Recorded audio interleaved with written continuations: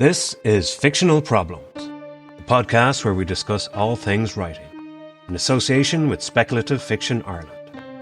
In today's episode, we talk about our processes and motivations, our inspirations and our expectations, and we see if any of those things can help us honestly answer the question, why are you a good writer? Join us.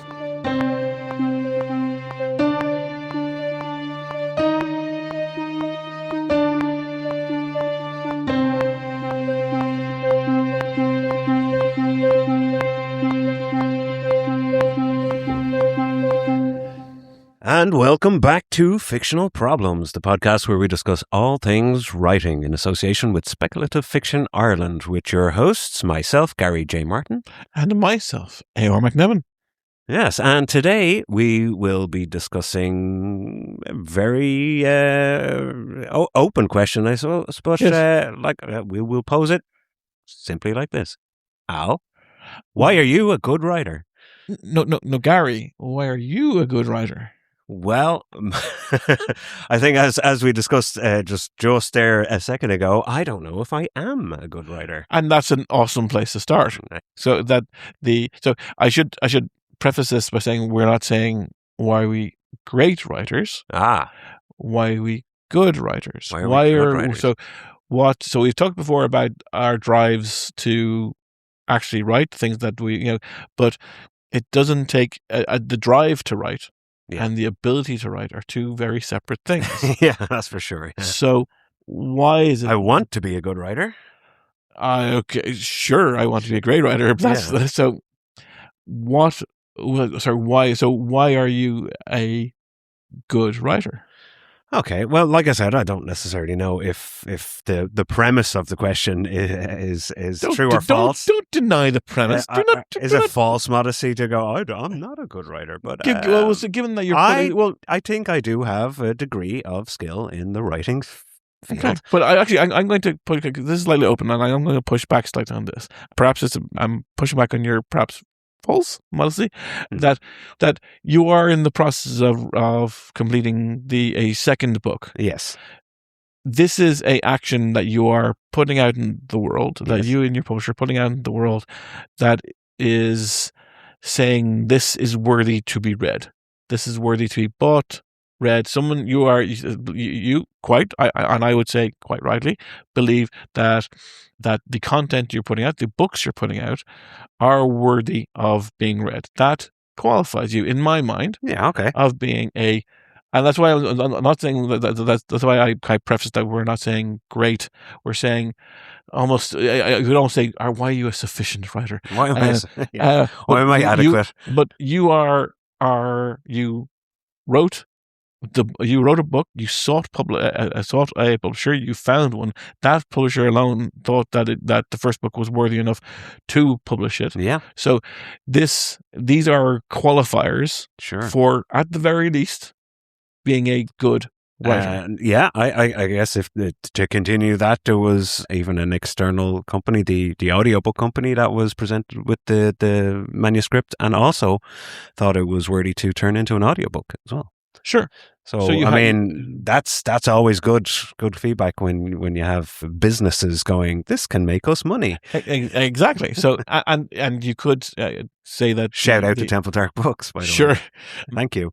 You could say that the product is different than the origin, that because we also can then verge into talent as a concept. That you could say that Nigel Gagara, the book was very good. Not necessarily the writer was very good. You could say that, because that is a possibility. Separate the art from the artist. In that you could say that you could have been. I'm a bad person. My book was good. But yes, you could be.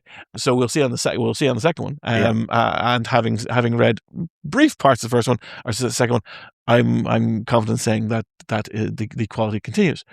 So I just want to put that as a possibility, that the fact that two companies went, this one book is great, doesn't necessarily mean that the writer continues to be great.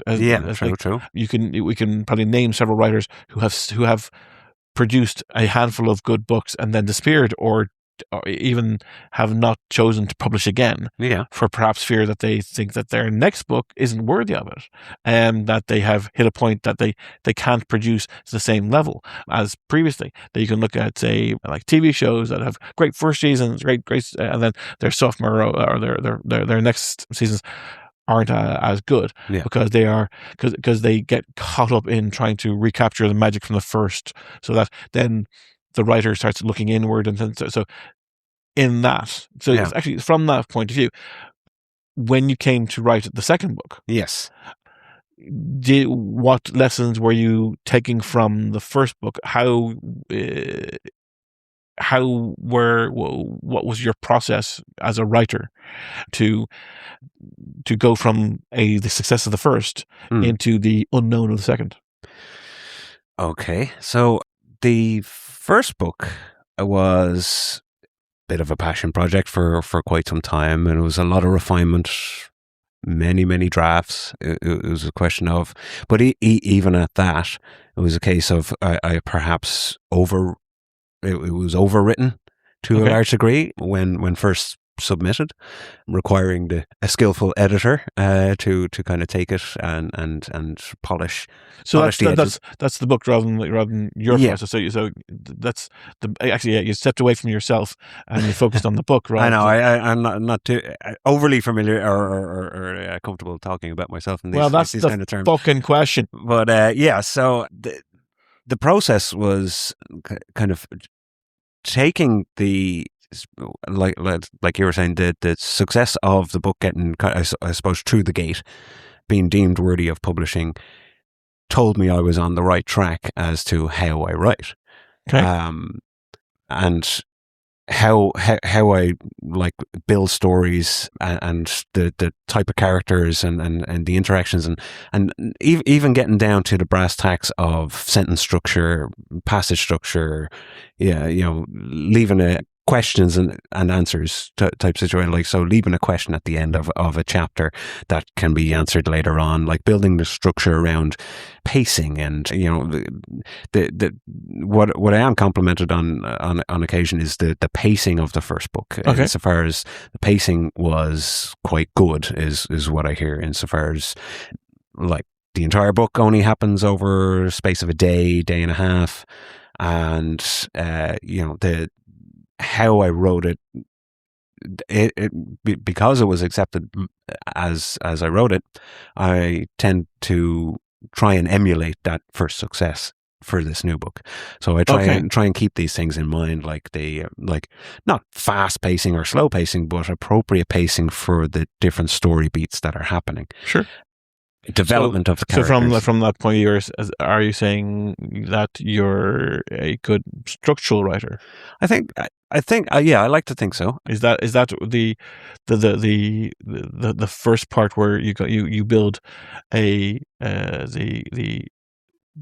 kind of the mechanics of writing first? Is that where your writing strength come from? No, I always think that it's important to kind of keep the human story, to like keep the characters in mind, as to, so I always try and envisage them as like real, psychologically realistic individuals, so their actions, their deeds, would be informed by who they are and their either ability or inability to do certain things, and the story progresses in, I like to think, in an organic kind of way that feels realistic and feels grounded. But also, because it's a fantasy novel, you're going to have all these fantastical elements happen. But I think it's a case of trying to maintain the consistency of the characters, maintain the consistency of the story, lead it through the events that I want to happen in the narrative, rather than forcing it through. If that makes sense. Well, so then how would you describe the difference between forcing it through rather than, as in, how would you describe forcing a character through a situation rather than leading them through it? Can you give an example of that? So, and again, we've fallen into talking about the book rather than you as a writer. Don't worry, I know that. Well, as a writer, That's what I'm saying. So as I get that. I'm poking. I know I'm poking. what I like to do is when I say it's more of a, as I'm writing, it's more of a guiding hand on the events that I have plotted out. So I'm guiding the characters through the story, Mhm. instead of, like, compromising either their integrity or their established characteristics in order to do something cool. That I was like, oh, this would be cool, but like that character would never do that, and so I would abandon the cool thing, Sure. maybe lead it to some other more interesting or even better thing, or event that's happening.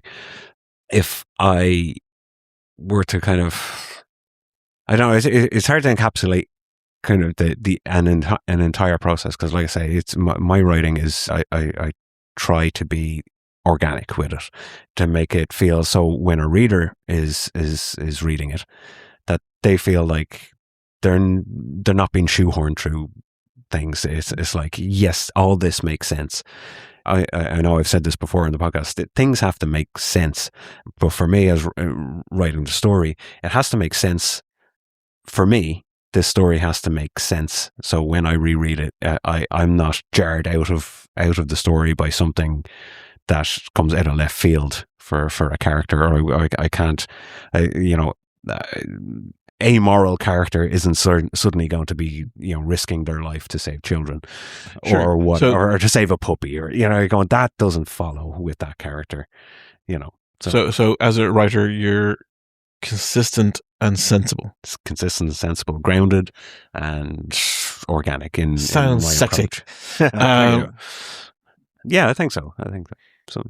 That's part of it anyway. I'm probably thinking more things as we go along. But what about yourself? Okay. Why are you a good writer? Why am I a good writer? Because I'm a fucking egotist. Why am I a good writer? I thought I had it all laid out in my head. Was it something I said, or no? Well, I yes, throw you? of course. I'm listening to what you're saying. I'm taking it on board. My process has shifted over the years, and I'm aware of that. I'm aware of where I started many, many years ago. I'm aware of the things that influenced me. These things, like, perhaps a little bit of history of my process. I used to be both fueled by and inspired by hate. Okay. And this is this is possibly why I have two ulcers. Have you mellowed? And this is on one side of my stomach, and the other side of my stomach. Have you mellowed in latter years? I have slightly, but so to give a little bit more description on it, to more words, the content that was built on hate was, I hated that story, I hated that scene, I hated that depiction. And you're thinking, I can do better. That it can be done better. And then the ego comes in of, yeah, I can do better. Like, for example, I used to hate how Deanna Troi was being used in Next Generation. Yeah. That the telepath was sensing from thousands of miles away. Through a video screen. And I was like, fuck, that's just so stupid. And that spawned stories of, I mentioned before about reading halfway through a book and not liking the way it went, and I went, okay, this is a new story. Yeah. So, and then writing them, and the motivation part of hate was the people who have dismissed me. The amount of times that it has been that what I consider to be my talent has been set aside, or has been dismissed, or has been, like, there is. They used people I can name. Now I can no longer name them, but they're in my head. Oh, no. Rent free. Yes, that term of living rent free. That there is, that I wrote, or that to start me writing. It's like the thing in Finding Forrester, the idea of you write based on someone else's story, and then your own story finds a way. Okay. It's almost like that fuel was there, and then as the story became its own existence, then it's like, okay, it becomes its own fuel. It becomes a self-propagating thing. Yeah.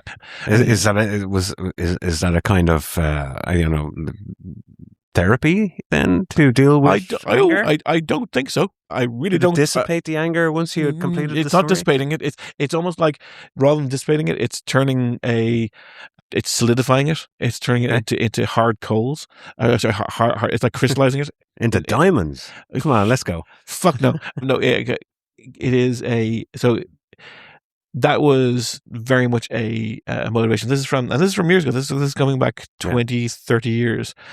This was a significant motivator because from age 8, age 9, I wanted to tell stories, and the amount of negativity I received.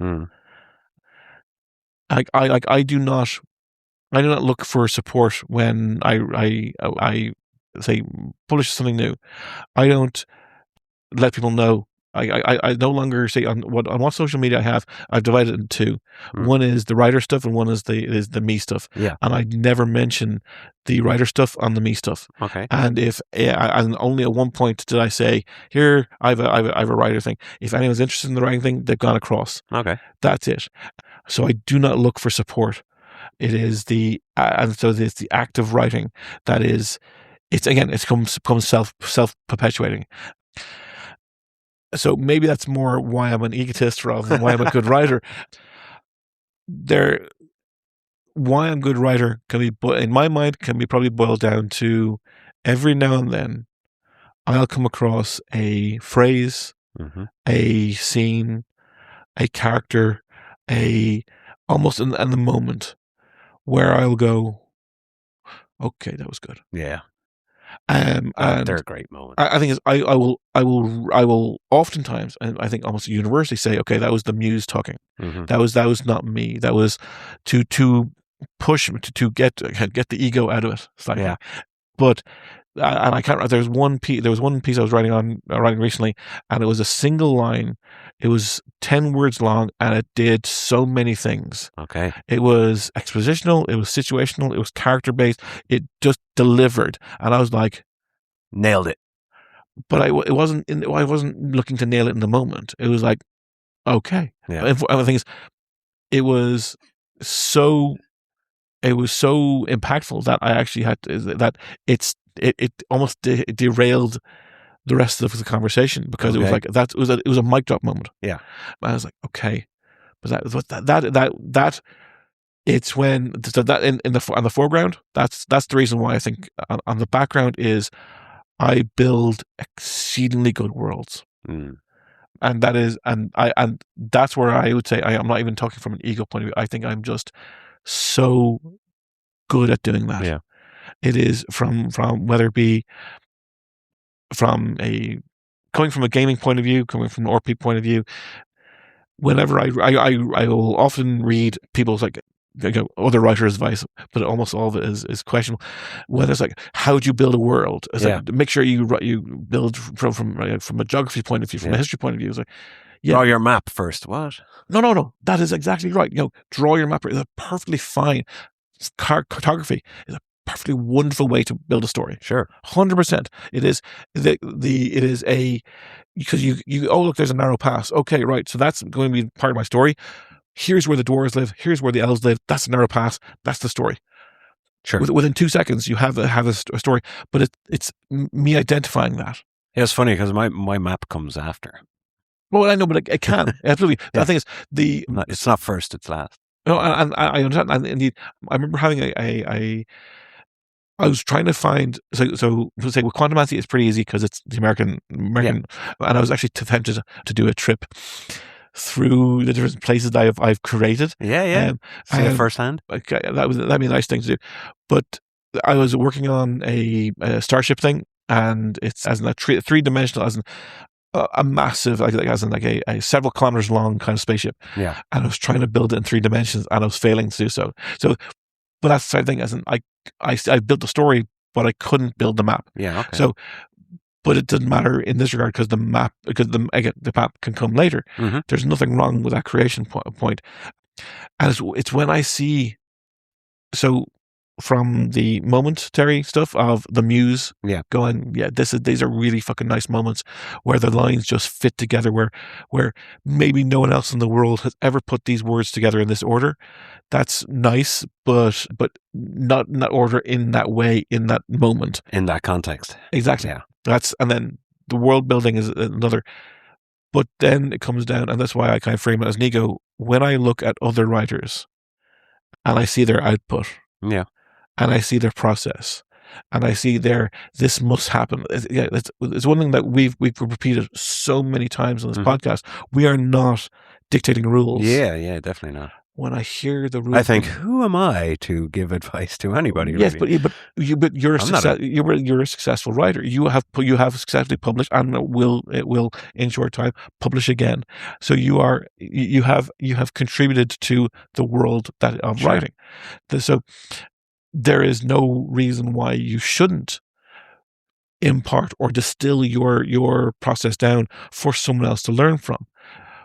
But it's the shoulds, it's the musts. Yeah. It's there's many people that I would respect as writers, and there's people who are there was one guy I do. I use a person that I knew rather than kind of someone famous. The guy I knew who wanted to be a writer for the sole reason of money. Bad choice. I know, but bad choice. Yeah. And I was like, is there any other reason? You got the wrong gig, man. Yeah, but he thought that because he had encountered these other writers who basically just spat things out, and it was like throwing stuff against the wall, and he wanted to do that because they were making some money off it, and that's what he wanted. He wanted to make some money off it. Yeah. He wanted to work from home. Well, we all work from home. But you know what I mean. Yeah, before people worked from home. Sure, but it was the idea wasn't to create art. It wasn't create even a good story. As in to differentiate between the artist and the narrative. Essentially, it was just that he wanted. This was a way to make money, and it's like not even just that's pretty silly from a point of view of you're literally not going to make money. Yeah.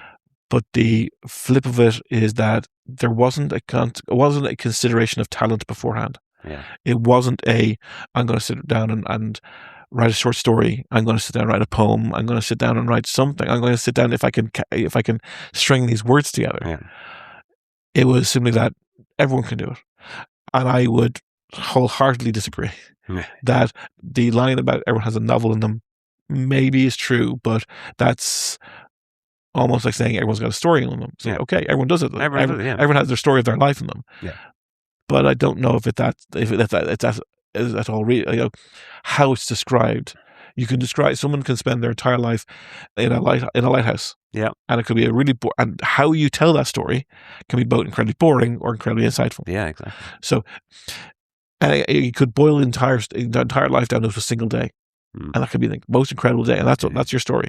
Or you could have a story that goes on for decades, and that could be incredibly interesting too. Yeah. So it's so when I look at other people who are trying to be writers, and I see that there was one person it was an online interaction where they said, "So I'm planning to write 6 books," and my reaction was, have you written before? No. I was like, when did you finish your first book?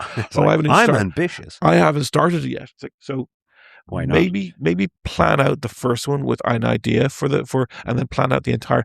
If you want to plan out this entire 6 books, but understand how long that process is. It'll be years in the working, and maybe you won't get a success from the first book. Yeah. Then maybe you need the second book to find that moment of success. Yeah. Or maybe you'll write all 6 and you won't. It's not a guarantee. But they were things. There's a in my mind there's a difference also between being a good writer, and a good seller. Yeah, that's the business end of things. Yeah. I don't know. Now I like to think like. Well, I count myself extremely fortunate. Like Nightingale Gara is the first book I ever wrote. And I'm, every day I count myself just kind of very, very lucky that the first book I wrote was good enough to publish, and it was put out there and had the right people behind it, the right editor, Temple Dark Books, everyone, so much support, and just it was like lightning. Sure. It felt like, and I was like, okay, well, that's motivation enough to carry on and go, right, the rest of the story, enthusiastic. I'm ready to go. But that I think that initially it was is alternatively to being motivated by hate, as you were. I think I've always been motivated by inspirational people. I've always been inspired, and that is kind of an approach I always took. Like I had, back in school, I had an amazing history teacher at one stage that just made it come alive for me in the way that they taught the history. Sure. And I was like, these are human people's stories. These are stories of people that lived through these events, and just the way that teacher was able to kind of, bring it to life made me kind of go, wow, maybe I would have went into historical fiction. Sure. Had it not been for just my love of the genre and my love of Dungeons and Dragons as a kid and all those things. But I also had inspirational English teachers that shaped my view and my thinking in relation to the power of language, the power, the certain poets, W.B. Yeats, J. Alfred Prufrock, or T.S. Eliot. Like the love song of J. Alfred Prufrock is one T.S. Eliot's poems. But Shakespeare, for example, like the fantasies of Shakespeare, like Midsummer's Night Dream, and just the emotive force that language can have, just was something that I've always kept kind of like a little gerbil going around in my head, going just I wanted to create something that was going to be inspirational for people, that if they took this book, that they're going to get a message from it, that they're going to be happy they sat down and read this. They're going to be satisfied and entertained. It's a positivity engine. And you're so that, again, the process rather than the person, and you feel that you are the type of person to deliver on that. I hope so. Yeah, I think so. I think I have done once, and it's from that perspective of, I want to put something out in the world that people will enjoy, that people will love, hopefully at some point, and something people, other aspects of it, like your buddy writing because he wants to make money. I think that's a fool's errand. Completely. If there's money, then it's a bonus. Yeah, it's like happy days. But it's almost like, oh, his heart wasn't pure, so therefore anything he created would be impure. You know what I mean? Well, then I think there's no reason to not to write for money, but maybe develop a skill. Yeah, journalists do it every day. A talent first. Yeah. That's why I keep on pushing back to the initial question of being a good writer, and not the publishing side of things, and not the so you may, it's the act. It's beyond the act.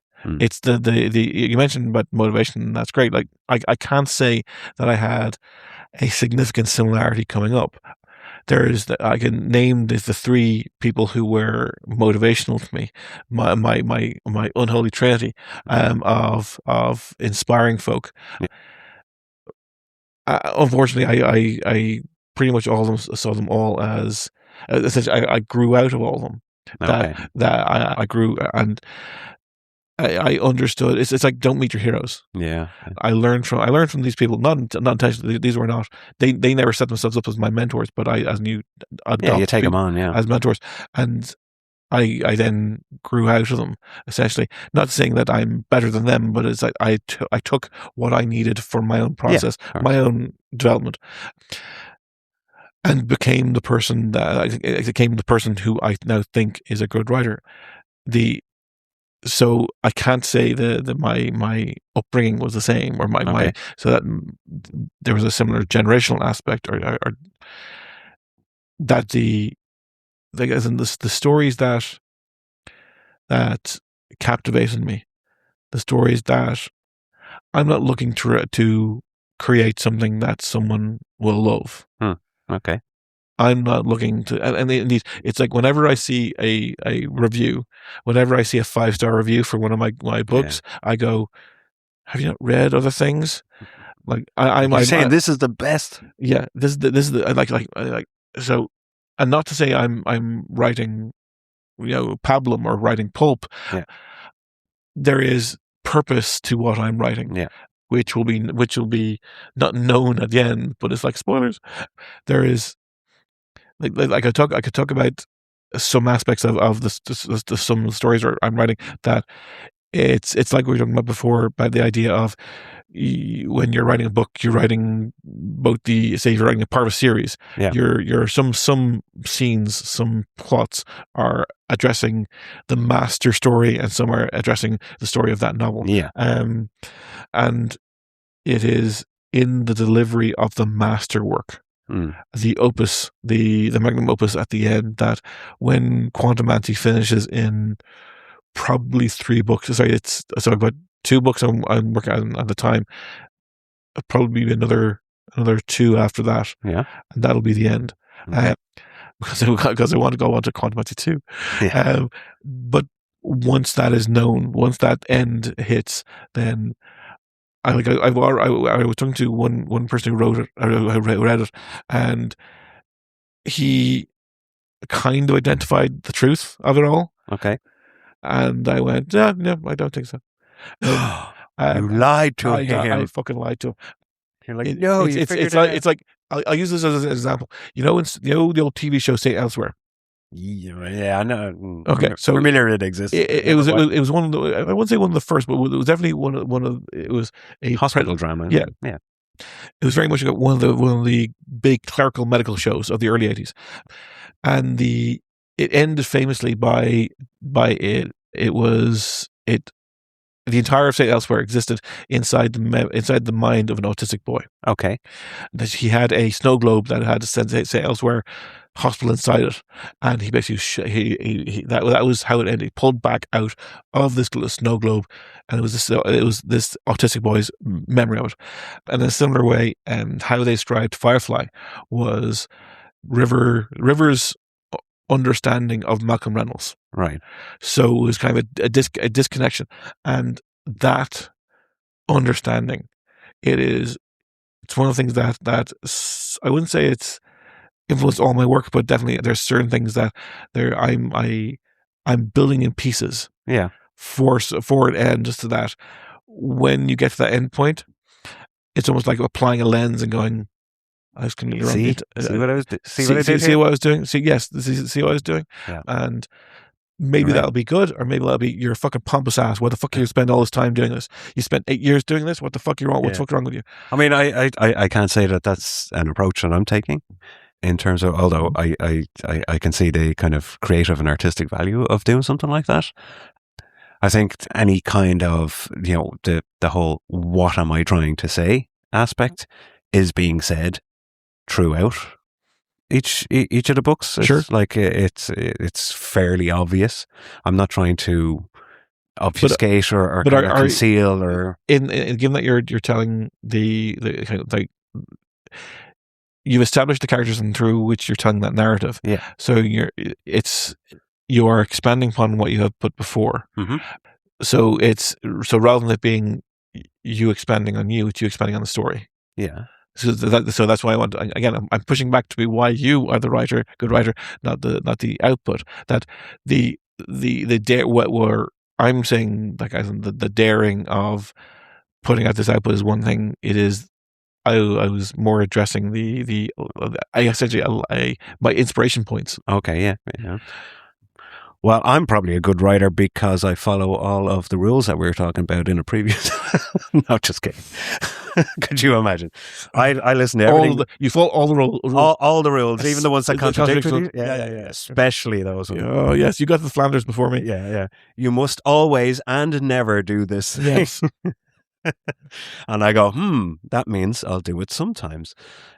No, there was inspiration in terms of different authors. Like I know when I discovered David Gemmell, that was a game changer for me in terms of the it felt like, well, it felt fresh, even though it was all new to me, even though it was like, Legend came out 84, I think.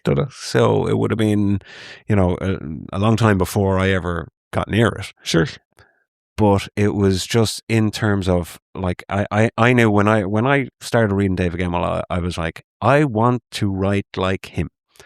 So yes, but which is not being a good writer. Sure, it's in fact being a bad writer. I didn't know the difference because there's already a guy called David Gemmell and he already writes, so we don't need to write. We don't need other. It's like the line from Oscar Wilde: "Be yourself, everyone else is taken." Yeah, I think I've misquoted him, but something like that. Yeah, but I mean, at that stage, I didn't know the difference between necessarily a good writer and a bad writer. I just knew what I liked.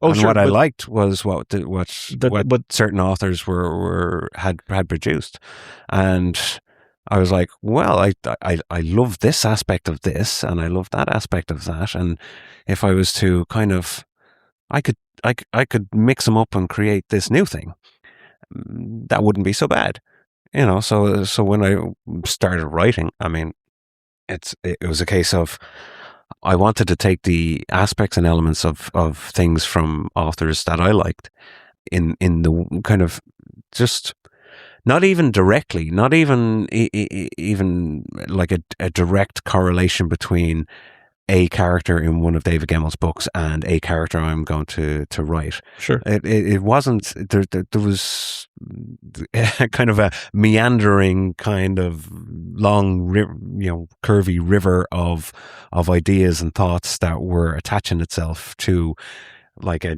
kernel of something that I loved from any of the authors that I was reading at the time. I was like, this, okay, now like, put that through the machine of my brain and see what I come up with. And that's kind of how I started developing, an idea for a story and what I wanted to say. So I'm going to slightly push back again, because I had a similar experience in that J. Max Straczynski, Aaron Sorkin, and Joss Whedon, Warren Ellis, all these writers were deeply influential to me. Yeah. Again, taking pieces of them out, and I remember spending a long time literally writing them out of my brain.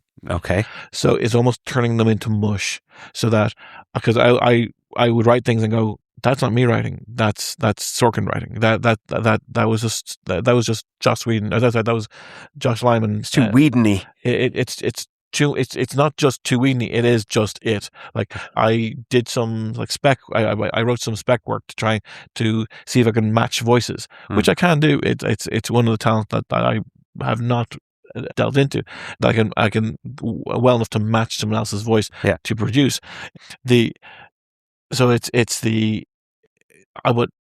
I wouldn't say that the having a love for another writer's work makes me a good writer. It's almost the eradication of that love.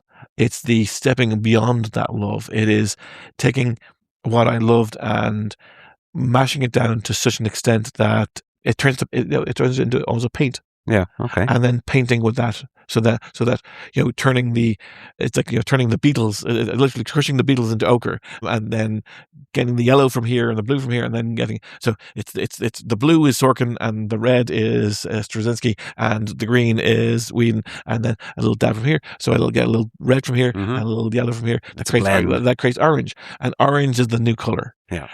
And then throw in a little bit, and then the overall work is beyond Gemmell, beyond Straczynski, beyond Whedon. That's beyond the people who I know I clearly have taken influence from. Yeah.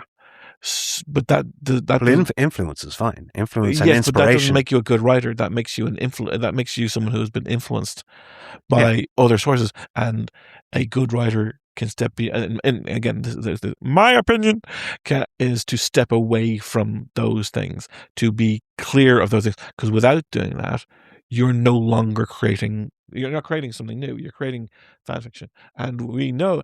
We- Haven't mentioned it in so Oh long. my god! Okay, and time. There we Right, go. okay. It has been 17 episodes. We really should have a whiteboard of. Yeah. No mention of fan fiction in 0 days now. Exactly. Yeah. Okay, yeah. But that is okay. So that is one of the reasons why I think, because I don't write fan fiction. Yeah. That I write as original stuff. We've talked a lot about how there's just a sick amount of shit out there that's just copying of copies of copies. You look at the list of new movies coming out, and you look at how many are sequels. Look at the new TV shows coming out. Yeah. How many are just sequels or remakes? And the remakes are never as good as before because they're doing photocopies. Yeah. So, I like to just a brief example interlude on that one. Sure. Was I don't know if we talked about the movie Sinners. Sure. I don't think we have, but go for it. Yeah, no, just insofar as I know Sinners was getting a lot of acclaim, and there's a lot of talk about how great a movie it was. I think it was up for Oscars. I think Michael B. Jordan got the Oscar. He did it. Yeah. Now, again, great performance, but in terms of a movie, I thought it was sadly lacking. And I thought it was quite a poor movie. I was bored. Sure. I was confused. Right. I didn't know where the Irish dancing vampires, came into things. I was just like, this, maybe I missed the point, but I was just like, this is From Dusk Till Dawn without any of the fun. Without Mexican fun. Sure. Yeah. No, I get that. Mexican or otherwise. It just didn't have any of the fun. It didn't have any of the the cool little character moments. It was kind of like I don't know, From Dusk Till Dawn. I don't know if you call it bleak, because I thought it was quite entertaining. It was fast paced. The movie Sinners is the same plot, more or less, except no, it's not. It has very similar features, but yes, it's not the same plot. Try and tell me that the writer of Sinners never saw From Dusk Till Dawn, and I would disagree with you. They didn't just lift it, smush it up a bit. Because I've heard this before, and I would disagree that they're the same movie. I would say that I didn't like Sinners as much as everyone else. I appreciated it. I thought that the scene, the music scene, where it's going through all generations of that was outstanding. That was wonderful. Yeah. I thought that once it was very much that the vampires got dropped out of nowhere. Yeah. And then things started. If you ignore what I normally don't do, which is ignore the mythology and ignore the world building, because why did the two survive to the end, but as in survive to present day when their master was killed, when all the other vampires died, because when the master died, that didn't make any sense. Anyway, there's a lot because they're not like other vampires. Yeah, so there's a lot that I, from a writing point of view, and even from just a film goer point of view, didn't like about it. I thought it was grand. I didn't think it was stand out. But I would say that and I will. It's not a hill I'm going to die on, but there is significant differences between between From Dusk Till Dawn and from Sinners that I'll happily disagree with. But From Dusk Till Dawn, they're all trapped inside.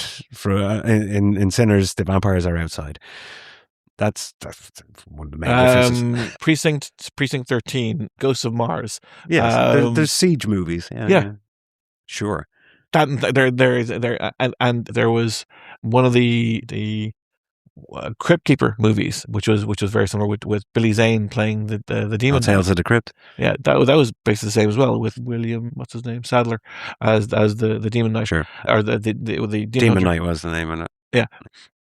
Great stuff. Again, the same type of thing. A group of people, and it really depends on the group of characters inside. So I would agree that I didn't have as much of a connection with the group of characters inside that I had with the group of characters inside the thing. And I think that's boiled down to writing, not boils down to anything else. And it's just not a movie I don't think I'd ever watch again. I must say I do regularly listen to the version of Road to Dublin that they did in that movie, which is a lovely rendition of that movie. That's that old Irish song. But yeah, so anyway, that was a mini diatribe off. Yeah, and indeed, that diatribe works as I think as there is from a writer, as in I think that a good writer or a good writer identifies the flaws. They can enjoy something, sure, but they identify the flaws and the highlights in a thing that other things people do not. Mm-hmm. Like there was I can't believe I'm invoking J.J. Abrams into this, but in J.J. Abrams' Mystery Box TED Talk, which is a wonderful thing you should watch, because it shows up his entire process as being bullshit. But at one point he starts talking about how the heart of Jaws was Robert Schneider's character, not the shark, but every other. No, it has everything to do with everything to do with the person. Remember, we're talking about this. Everything to do with the person, not the event. Yeah, the shark is, and why was every other Jaws movie bad? Because it was about the shark. The shark, not about the person. Yeah, and this was the reason why. Like when Michael Caine went to do Jaws 4, I think it was, he said it bought him his house. Yeah, that was the entire reason for him doing it. Mm. So, but being able to identify the nub of it, yes, because you can recreate Jaws as piranhas, you can recreate Jaws as fill in the blank, as aquatic monster here, deep blue sea, sharktopus, yes, Sharknado. You can recreate all them, and the good writer identifies where the heart is, and that is at the cause of perhaps why I feel, because I've come out of writing sessions and going, what the fuck am I doing? Yeah, but it's happened less and less as I get older. Maybe it's because I'm becoming more adult-minded, not outside the realm. No, your experience points are going up. You're now level 15. I'm a level 15 pedant, but it's. I now have it happens much more rare in that it's about expressing what the characters I decided to write. Yeah, like I mentioned before that I recently came across a kind of a revelation about how I'm planning out one of the characters in one of the stories, and now and the question that came the next was, am I good enough to do this? Because there's going to be there's going to be a lot of layering. I asked myself that as well. Yeah, I think that is perhaps, and we'll bring it to a close soon enough. But that is you started off by questioning the question. Yeah, and the reason why I objected to that, because that is really it's like asking, "Are you insane?" It's catch-22. The same yes, exactly. It's 100% catch-22. It's the sane person does not. The insane person doesn't ask if they're insane. Yeah. If you say you're insane, then obviously you have enough sanity to know that you're insane, so therefore you're not insane. Yes, I think is the premise of the catch-22. Yeah. Novel. It's insane to go on a combat mission. If you say you are insane to go on a combat mission, then it's a rational statement to make that statement. Thus, you are sane enough to go on the mission. Yeah, as opposed to being very enthusiastic to go and possibly die. They're going, yeah, that's fine. Yeah, we can't prevent him from going. He's clearly insane. Oh, we know, but he has to say he is insane for us to take him off. But we can't then take him off, because if he says he's insane, he's making a sane act. Yeah. So in the question of what makes you a good writer, it was like, well, the X, Y, and Z makes me a great writer or a good writer. It was like, yeah, that's why I was questioning the question. I was like, am I? Is that a question that should be asked of me? Oh yes, it should. Oh, absolutely. As a writer, or is it, do we find someone who is a good writer and then ask them what makes them a good writer? Well, I absolutely, but I'd actually ask another person that, because the people, there's a lot of other writers that I know who I would say are dog shit. Yeah, that they're whether they're faking it or whether it's they managed to get one good book out, and there's a difference in selling and writing. There's a difference in popularity, and because if you manage to get a book on the top stuff, the guy I mentioned before, the guy who read 3 Brendan Sanderson movies, just 3 Brendan Sanderson books in a row. Yeah. And said the first one was terrible, the second one was worse, the third one was even worse again. He still read them all. Yeah. He didn't stop at the first one. He didn't stop halfway through the first one. Why is that? Because they were Brendan Sanderson books, not because of the content. Sure. So it doesn't matter how bad they were written. He wanted to have the watercolor tone. Yeah, and you could fill in pretty much a lot of the like modern romantic-y books into that category. It doesn't matter how badly they're written because they're still popular and they're massively successful. Yeah. But they're not necessarily going to be placed in the annals of, you know, amazing literature. But if there was a capsule heading off or being buried to preserve the human, well, they probably would actually. Yeah, I think they would. That's because they're now socially relevant. Yeah, that and it is. So there's a difference between being a writer who hopefully can produce great work or good to great work, and then there's someone who happens to produce something. Yeah, and it is. I think it's fire. Because it could be because remember the guy I mentioned who wanted to produce just for money. Yeah, he knew a bunch of guys who had done that. Mm-hmm. They had made money because what they did was they would spend a week. He'd seen it happen in front of his eyes. Yeah, but what they would do is they would spend a week just writing. And they would write at a rate of about, they said themselves, it's been 2,000 and 2,800 words an hour, which is an impossible amount of that. That's, I go, just hammering the keys. Yeah. Doing that for 40 hours a week, doing for 1 week. And then they then edit the other person's book. So that they run in pairs. So that, but what they would do is their entire practice was they would rewrite someone else's work. Yeah. So they would take, say, Buffy the Vampire Slayer, and they'd rewrite a version of it, and they'd get it so wrong that it would be an original work. Okay.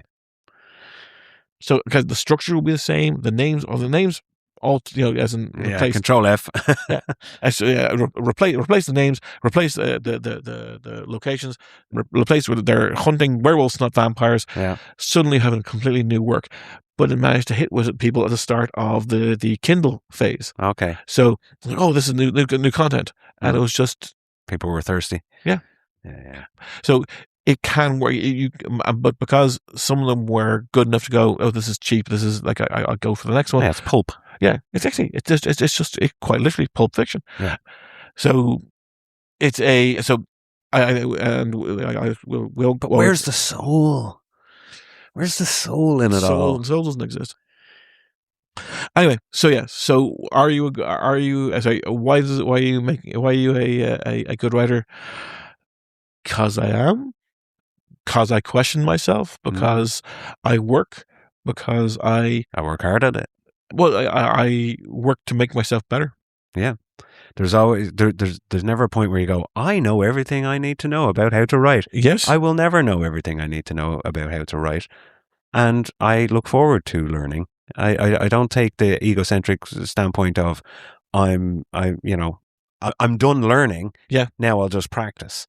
Yes, yeah, exactly. And I don't think I wouldn't want to go see a doctor that thinks like that. Sure. Because I left medical school 20 years ago. I learned all I needed to learn in medical school, and I've just been practicing ever since. I'm sure there's probably some new innovations out there, but who fucking cares? Yeah, I'll still use leeches. Yeah, it's like I'm going to go see another doctor. So same with writing. It's like I'll never get to a point where I know everything about writing. Nah, not going to happen. And I look forward to the journey of onward discovery, onward adventure into the writing sphere and learning better techniques or learning, how to do it in a more satisfying for me way. Yeah. And that's all part of the journey. The human story that I'm putting down on the page is also my own. Sure. Yeah. But again, that's I would differentiate between product and writer. That even you can be a good writer without writing a poem makes you a good writer. Yeah. So it doesn't. While at the end of the day, I might have 100 books out there, or I might have one. Yeah. It doesn't matter about the product. It matters about how I got there. Yeah, I think so. And then we'll bring that to an end. Yes, I think we will wrap it all up there. Who knows why we're good writers? Maybe we do. Maybe the audience does. If they've read our stuff, they might be able to have their own opinion on if. Well, no, they'll know that our product was good or bad. They won't know if we are. Yeah, well, Again, distinguishing the artist from the art. Yep. So thank you everybody who tuned in, listened, downloaded, all that. Don't forget that we welcome any comments. Our fictional comments was an enormous success, and we had many comments. So don't be afraid. Leave a comment on any of the platforms that you're listening on, and we will hopefully get back to you. And we'll see you next time. Keep watching the skies.